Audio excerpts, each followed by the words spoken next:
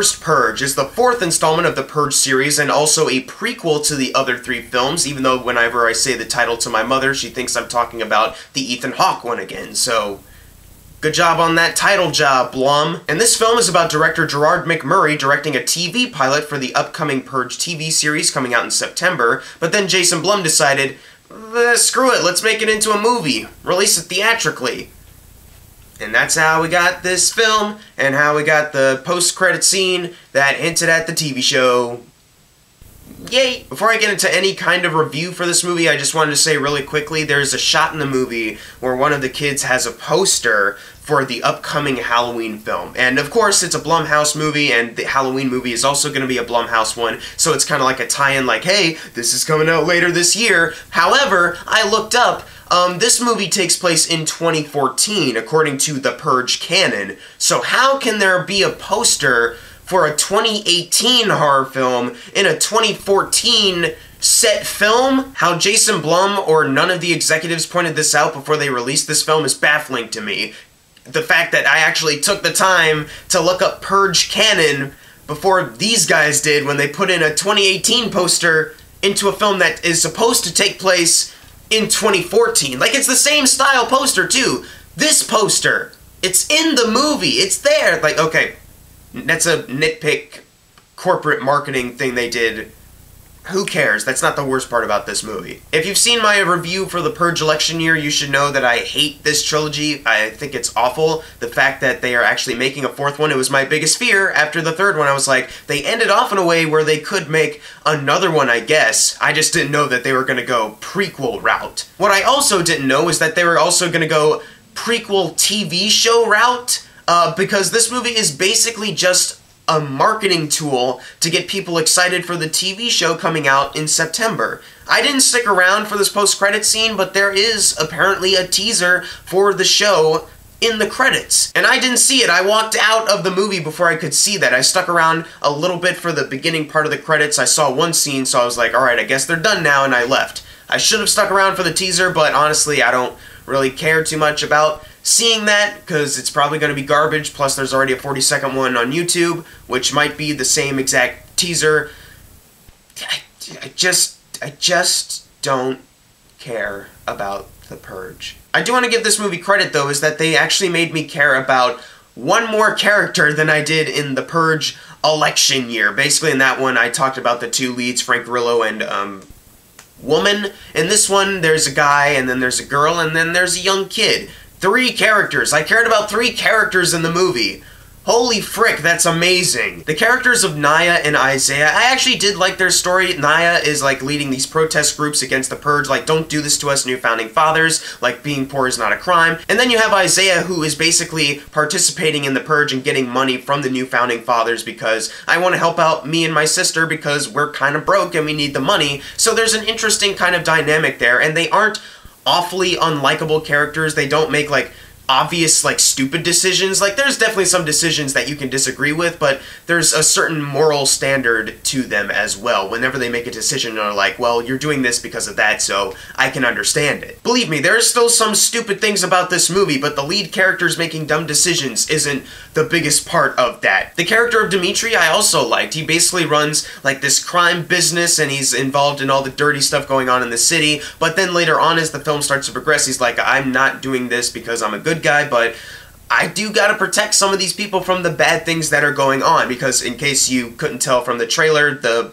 government is trying to make the Purge as successful as possible, and Dimitri's group are one of the first to actually realize, like, what's going on. They're like, alright, let's try to stop this and defend people as best as we can. And I really like the actor's performance for this character. I thought he did a good job. I also do want to mention that at one point this guy turns into, like, legit, like, action hero. He's twisting necks and, like, doing all these cool moves. And they have one shot that kind of explains that, where he's, like, in a boxing ring, I think. That's in the movie. It went by so quickly that I could be mistaken, but there was a moment where they were, like, in a boxing ring, I think. But his friend, like, his other, like, crime people are also turning into action heroes and doing the same thing, and I was like, okay, I can buy, like, maybe one of you, but all of you? I don't really know about that, but still, I liked him as a character. I was able to follow his character and Naya and Isaiah's much more than I was the other 3 films, and that makes this the best Purge film, I guess, that I actually cared about the characters more. Woohoo! There's even like a mother and daughter in this film that, even though they aren't developed on enough and they aren't the main characters, like they only come into focus quote unquote, like near the end of the second act. Even them, I thought, like, that's fine. There's a comedic relief character named Dolores who's like obviously just there to be the levity character, and I didn't really laugh at her that much, and I didn't really care for her character because she's basically just there to tell jokes and do nothing else. But, well, like, whatever. She wasn't annoying or anything. There's one guy, though, he goes by the name of Skeletor in this movie, ripping off He-Man for some reason. This guy, holy crap. The movie opens up with him. His face is like full in the frame, and he's talking like this, and I just need to, I don't know, purge. And he's talking like that. I'm not making that up. Like, watch the movie. The opening scene is him doing that, and like he's talking to one of the new founding fathers, and the guy's going like, so if you feel like if you were able to release these violent urges of yours, you'd be a better person. Oh yes, I think so. Like, who is this? Who is this overacting man? Why, Gerard? Gerard, director, why'd you let this actor do this to you? He is so bad. He's one of the worst performances of the year, and they were trying to go for like, oh, he's so crazy that he's scary. He's like a monster, but he looks like a person. We've even given him like bad makeup and bad teeth, and it's like, he's not scary. He's just awful. He's the cringiest guy. Like, all of the cringe in the other 3 Purge movies are just, it's all encapsulated into one man this time. And he's one of the main guys who has the majority of the bad lines in this film. There's also one that's a very obvious, like, subtle jab at Donald Trump, because there's a moment where one of the main characters, the woman, Naya, she gets, like, tied down, and people are trying to grab for her. And she's able to get away, she kicks them, and she starts running, and then there's an obvious ADR line of her going, pussy grabbing mother effer. I won't say the F word because I'm a saint. Just kidding, I'm an atheist. But the main point is they obviously put that in because it's a Donald Trump jab. Like, I got that right away. And I have no problem with that. Like, Donald Trump is the most meme-worthy man alive. Like, go ahead. I hate him. Like, screw him. But it's the fact that, number one, it's obviously ADR'd, and it looks like crap when you watch it in the movie. You just hear it all of a sudden, and it's off-putting. Then number two, it's the fact that it's not even subtle. Like, the fact that they had to write that. They couldn't just have it in. They couldn't have the scene of the guys actually trying to grab the They actually had to also put in that line as like a, alright, you got it? You got it? That's what we're going for. Get it? Do you get it? And then there's also a very obvious, subtle shot of a black guy. He's like being pinned down by these white guys dressed up as cops. And it's like, okay, yeah, that's extremely obvious. Like, that is not even being subtle. That's in your face. And I have no problem with social commentary in movies. Like, obviously, that can be really great sometimes. It's the fact that it's in this one, though. One of the dumbest film franchises out there. The fact that you all of a sudden just are trying to nail it in like, hey, we are important. The Purge is a satirical look at America or something like that. And no, like the new founding fathers, these government people that are just like, in order to bring down our population growth, let's make all crime legal and then have them all murder each other. Like, no, this is how supervillains talk. I'd buy it more if it was like two people in the White House, like president and like chief of staff working together like, hey, let's cause a natural disaster to cause chaos among the streets, and so we can like lower some of the population count. I can buy that. Like, pull some House of Cards stuff, like Frank Underwood, like pulling the strings of society, like, I'm gonna mess with you now. Instead of just, it's a whole group of political figures who literally like go to Congress and is like, hey, we think making all crime legal for one night once a year is a great idea. Like, who cares whoever gets murdered? Like, I think this can really help. But then later on they find out, oh wait, it's not working, barely anyone's doing it, so let's send in a bunch of hired mercenaries to stir things up. And that's basically how it becomes a success. the entire runtime of The Purge, like, from the original trilogy, basically happens because it wasn't working at first, so the corrupt government supervillain sent in mercenaries to stir it up, and that's why it's been going on for so long, because of a lie. Basically, what people complained about in the original trilogy, like, how is the Purge a thing, it's stupid, it's the dumbest thing ever, they try to explain it in the first Purge, that no one wanted it, but that they had to stir it up and they basically lied to make it a success. But the fact that you are now saying, like, yeah, no one would actually, like, fully participate in this except for, like, a few insane people, the fact that you actually put that in the movie and basically explain, like, yeah, we had to do it, like, that's even dumber! You're making the franchise even dumber and you think you're making it smart! You think having this social commentary is making it better. You think that's what these movies are. They're satire. And that's why people are letting it slide. I still don't buy it! Sure, I'm able to follow 3 characters better than the other Purge films, and that's why I'm basically giving this movie a pass, because I was at least invested to see if those characters survived or not. But the fact still remains is that this film is very poorly put together. The script is just utter nonsense to me, based off a concept that I still don't buy after 5 years since the first film came out. The action sequences aren't anything that thrilling, like, it's basically just a lot of shooting at this point. There's a couple, like, horror, like, close calls, but, like, I don't really care because almost all the killers are acting like complete retards. Like, everyone just has to act over the top.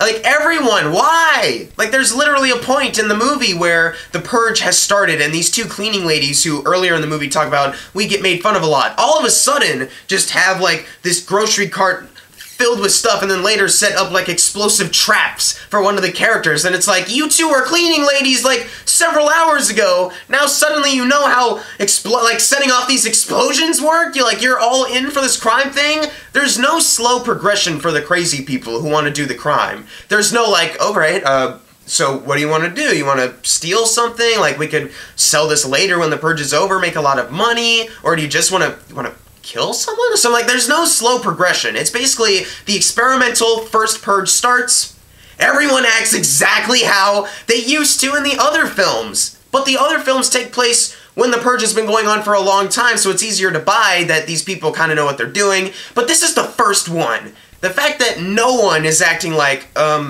so what are we doing here? Like, you want to throw a party? Like, alright, we're gonna throw a party. But then that party later gets interrupted by the Skeletor dude, and it's like, alright, this could have lasted maybe a little longer, showed more concepts of, like, what other illegal things can we do that aren't necessarily murder or scaring people.